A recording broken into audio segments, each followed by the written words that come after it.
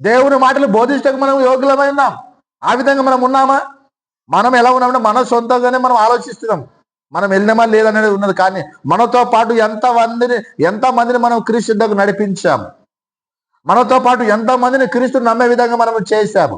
ఎంతమందిని ఆ నరకాగ్ని నుండి తప్పించే మాటలు మనం బోధించాం. గమనించావా? యేసుక్రీస్తు నమ్మటం అంటే ఏంటండి? నిత్య నరకం నుండి తప్పించుకోవడమే యేసుక్రీస్తు నమ్మటం.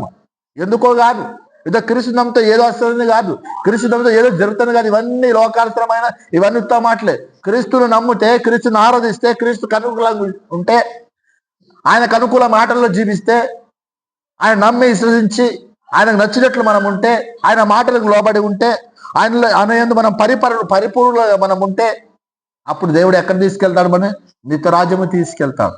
నిత్యరాజ్యంలో మనం ఉండాలంటే ఈ లోకంలో ఇవన్నీ నీవు నేను మన జీవితంలో జరగాల్సిన విషయాలు. మనం పరిపూర్ణంగా ఉండాలా, మంచి మనసు కలిగి ఉండాలా, ఒకరినొకరు ప్రేమ కలిగి ఉండాలా, ఏ కక్ష లేకుండా, ఏ విధమైన భేదములు లేకుండా, ఏ విధమైన కపటము లేకుండా కదా.